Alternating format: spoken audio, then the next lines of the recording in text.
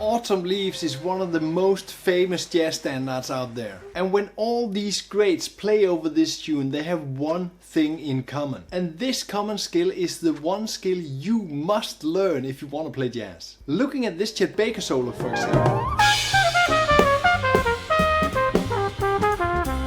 you see that most of the tones he's playing are chord tones. He's expressing the chord functions in the tune. So if I have to make up a line that I realistically could play over a 2-5-1, you also see that there are tons and tons of chord tones in there. And exactly these chord tones are the key points of our soloing. We need to know the chord tones. The chord tones lay out the basic foundation we are playing over. So because these chord tones are so important, we need some super great ways to train these and play these in our solos. In just a moment I want to run through a whole course of a chord tone solo I have made on Autumn Leaves. I'll cover rhythm, tone choice, arpeggios, extensions. I really hope that this written out solo can help you play great chord tone solos and really get this basic foundation into your playing. When we're working with chord tones, it's much easier to start when we define what material we are looking for and what material we're working with. And here are all the chord tones to the 9th of Autumn Leaves.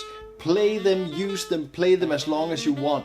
They are all in the lesson manual on Patreon. And playing this great tune, you saw all the greats playing it. It's an easy tune to get around. It doesn't have that many changes. I really recommend you to start your chord tone endeavor on a tune like Autumn Leaves. It has a lot of chord repetition, so there are many sections that are the same. And this means you can repeat the work you've already done into new sections. To get this beautiful extra tone, I have added the 9th to all the chords. I think it gives this extra little scale run, which is quite melodic. Another great thing about the 9th is that you do not have to play the root all the time. You can actually substitute it with the 9th and it sounds much better, I think.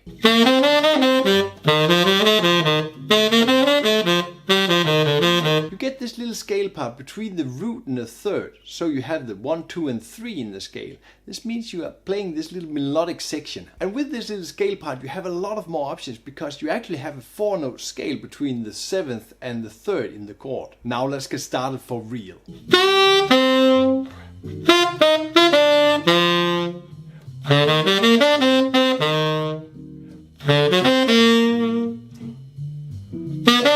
The most defining thing about my first 8 bars of my chord tone solo are the rests, the pause in the music. When starting out a solo, take it easy, feel the song. Use a lot of rest to make space, you can always add more notes. So what I'm also doing in the first part is playing a lot of motif playing. You see that I repeat some sections. These motifs are amazing because our ears love motifs and they love repeating motifs. Our brain goes crazy when we do this. So when you are playing a solo and you think that you have an idea, 1 note, 2 notes, play it. Repeat it in the next bar and repeat it in the bar after because it makes for a really strong solo. When you look at the solo in bar 1, 3 and 5, you see that I play the same motif. Basically it's nothing, but it sounds amazing because it's the same. And then I have this other little motif, the 4-note phrase, and I repeat that too. So I've switched between these two motifs. This gives a great start of a solo. And of course, it's all chord tones. If you really want to dig into motifs, start playing simple and repeat yourself.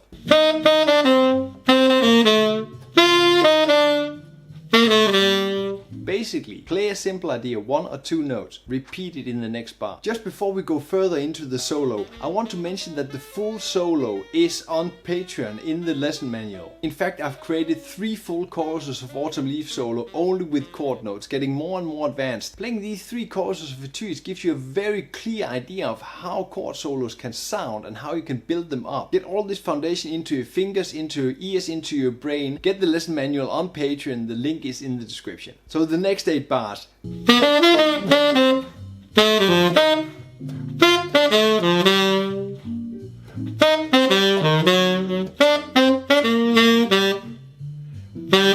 Really looks like I have made 8 bars of Enclosures, which is kind of true, but it happened by an accident. The A7 there is a great enclosure into that D. I'm enclosing on that F. And on that D minor itself, I'm leading towards that D with the chord tones. The next one is a bit tricky. The G7, of course, is leading towards the C major. That F together with the G moves into that E on the C major. But that little scale on the G7 holds the same tones as that little scale on the C major going into the F. So that's a little peculiar. Another thing with moving these tones into each other, when you start listening in front, starting to use guide tone lines, you start hearing the coming tone. And when you start hearing this, you can play enclosures towards these tones you are hearing. In the next section, I keep using these enclosures and using the guide tone line. Completely obvious is the A, F to the G sharp, of course, on that E7. The less obvious, you might not see it right away, is that beginning note on the B half diminished, the F, moving into the E on the first tone on the E7. That high E up there moves into the D and moves into the C on the A minor. And this is a high guide tone line. And when you start hearing these high guide tone lines,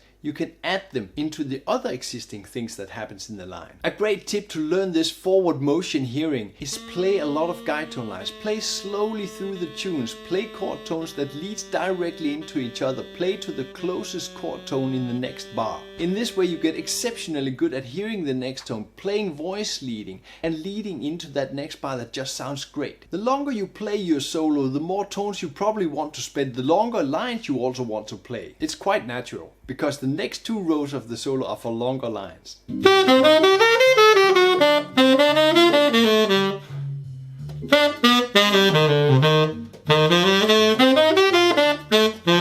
In this part of the solo, I get really into 8-note lines, like a real jazz solo. What I really like about this is it still sounds like a jazz solo, but I actually stick to all the chord tones, including the 9. So here I really use that 9th, that extra tone I added to the chord in the beginning. And then there are other few things I really want to show you. I want to pull this out of this line. The first thing is the pivot in the first bar.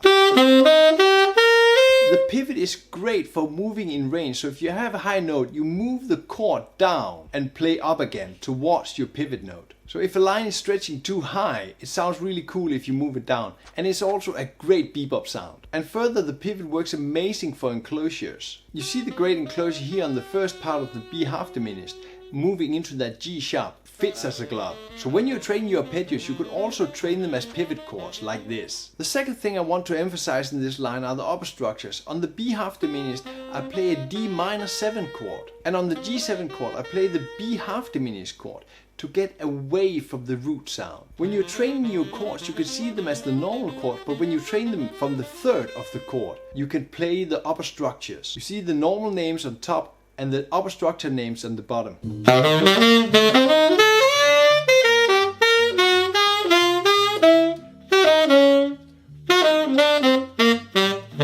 In the last 8 bars of this course, a lot of things are happening. When you're finishing your solo, you want to play some cool stuff mostly. And in those 2 special bars there are a crazy amount of chords, so what to do? And then I make a slowdown towards the end because I want to show that I'm ending my solo. The first thing that's happening is I'm playing this huge arpeggio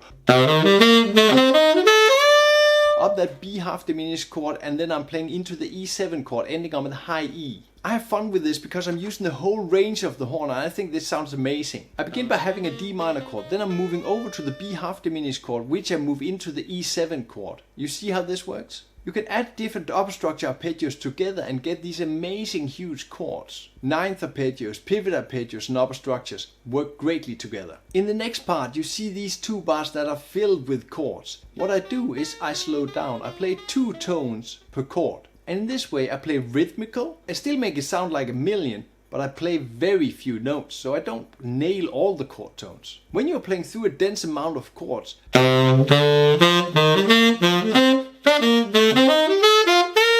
a good tip is slow down your line, play fewer notes. Playing fewer notes, you can add a lot of rhythm instead. When I'm coming to the end, I tend to slow down a bit. I want to show that it's the end.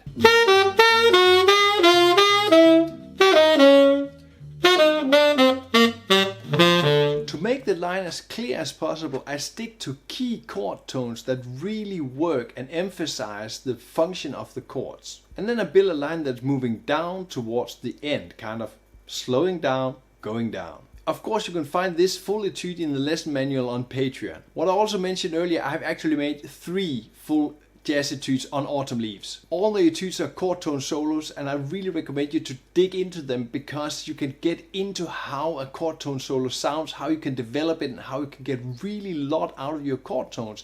Basic material, but sound like a million. The chord tones are a stepping board towards future soloing with chords and scales, everything in it. Get the lesson manual on Patreon. The download link is right here. Since this video is full of Autumn Leaves, you might want to check out this video. Then you do not need to change the chords you have already learned. Play the same material. Here are 3 steps how to learn great jazz standards. Play music, have fun.